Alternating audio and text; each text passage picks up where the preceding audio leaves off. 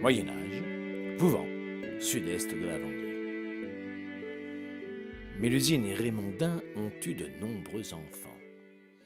C'est l'histoire de l'un d'eux qui s'ouvre devant nous. Celle de Geoffroy, qui, vite après sa naissance, fut surnommé Geoffroy la Grande Dent. En effet, il souffrait d'une dystrophie mandibulaire. Sa mâchoire supérieure supportait une canine, celle de droite, qui poussa tant et tant qu'à l'âge de 3 mois, elle lui arrivait là, sous le menton.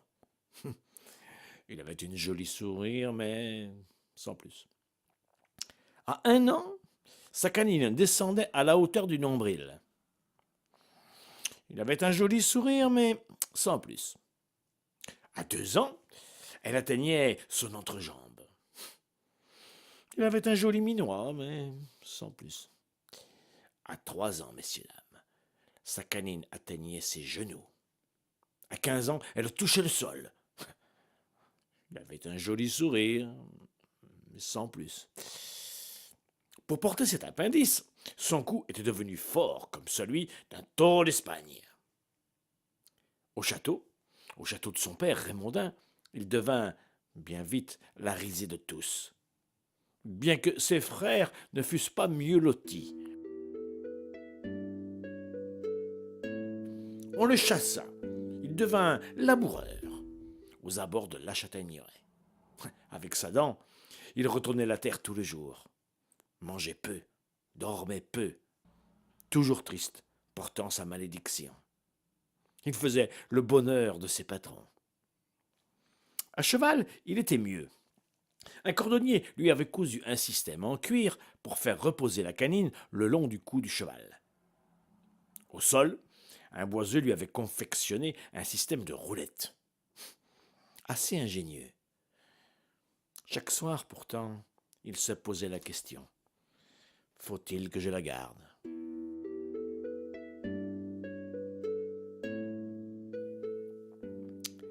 Un jour, il était aux abords de Luçon, où on construisait une immense cathédrale. Il y trouverait forcément un tailleur de pierre capable de lui sectionner sa dent au burin.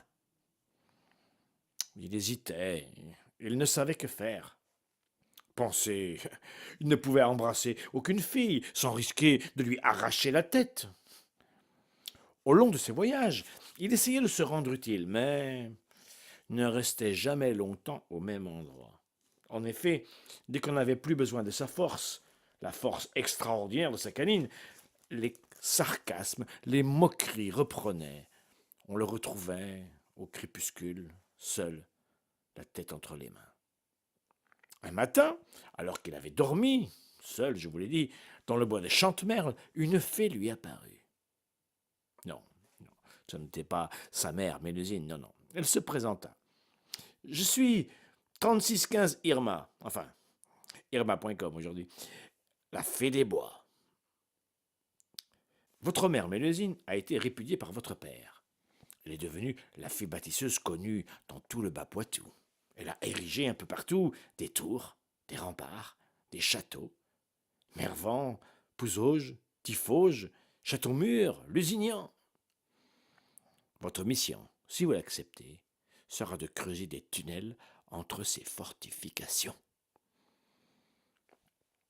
Il réfléchit en se grattant la dent, un tic acquis au fil des ans, et accepta. Puis regarda Irma s'autodétruire. Psst. Il creusa, creusa encore. Que voulez-vous? Quand on est au fond du trou, on creuse, on creuse. Il commença à Vouvant, là où il était né, puis se dirigea vers Mervan, puis vers les moulins de Mouilleron. Pouzauges remonta vers le nord, le moulin des Alouettes, là-bas.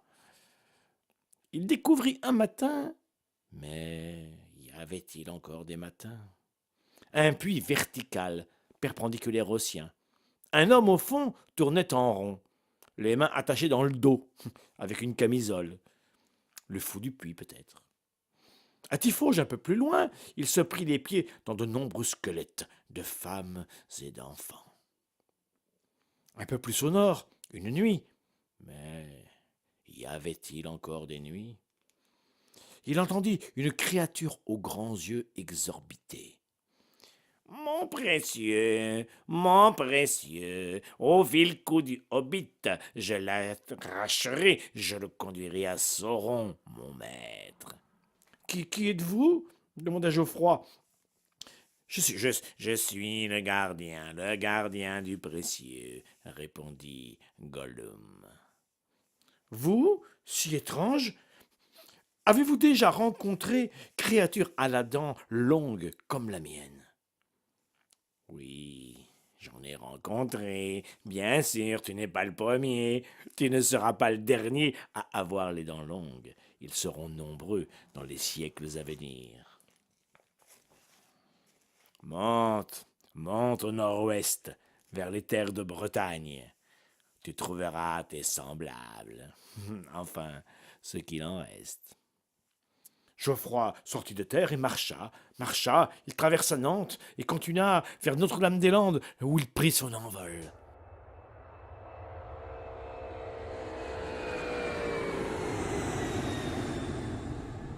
Non, là, ça ne sera jamais possible.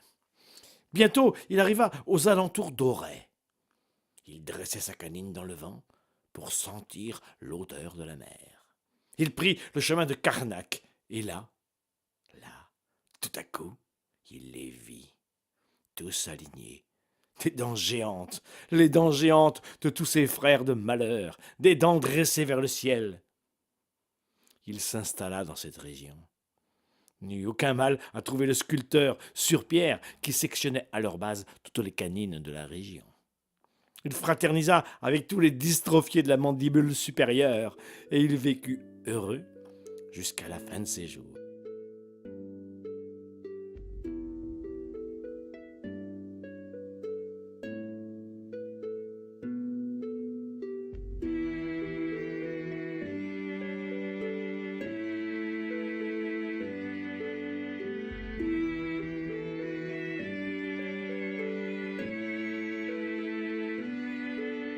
Mon cœur a battu le tambour pour une souvenance éclose, si forte et si triste qu'on ose à peine venir à l'entour. J'étais comme un joli tambour, j'étais le prince à la rose, mais quelle citadelle close cache ses